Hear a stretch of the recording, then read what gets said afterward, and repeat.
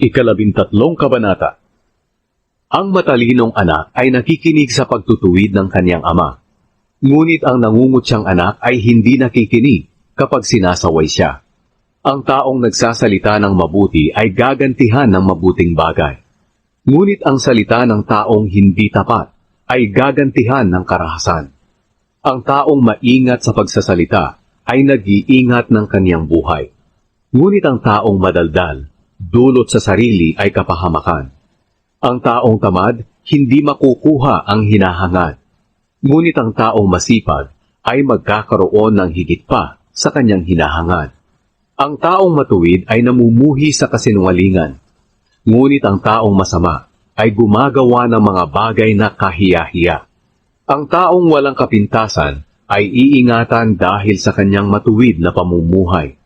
Ngunit ang makasalanan ay mapapahamak dahil sa kanyang kasamaan. May mga taong nagkukunwaring mayaman, ngunit mahirap naman. At may mga nagkukunwaring mahirap, ngunit mayaman naman. Ang taong mayaman kapag ginukot ay may pantubos sa kanyang buhay.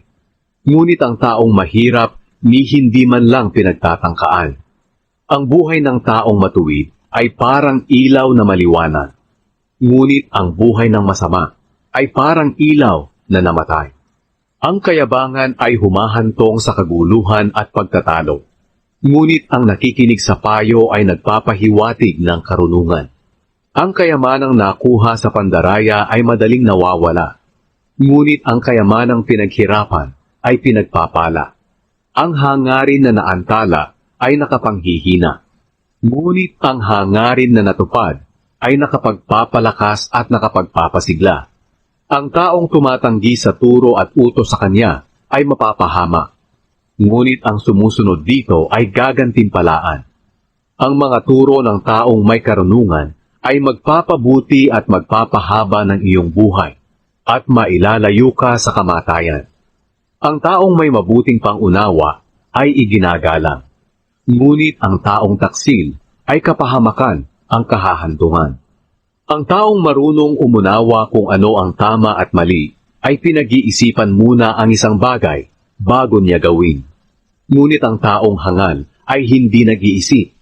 Ipinakikita niya ang kanyang kahangalan. Ang masamang sugo ay lumilikha ng kaguluhan. Ngunit ang mapagkakatiwalaang sugo ay nagpapabuti ng ugnayan.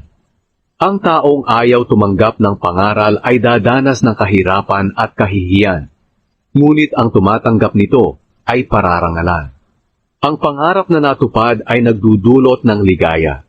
Subalit ang taong hangal ay hindi tumitigil sa paggawa ng masama. Kapag ang lagi mong kasama ay isang taong marunong, magiging marunong ka rin. Ngunit kung hangal ang lagi mong kasama, ay mapapahamak ka. Ang kapahamakan ay darating sa mga makasalanan saan man sila magpunta. Ngunit ang mga matuwid ay gagantimpalaan ng mabubuting bagay. Ang kayamanan ng mabuting tao ay mamanahin ng kanyang mga apo. Ngunit ang kayamanan ng makasalanan ay mapupunta sa mga matuwid. Umani man ang sagana ang lupain ng mahihirap, hindi rin sila makikinabang dito dahil sa hindi makatuwirang patakaran ng iba.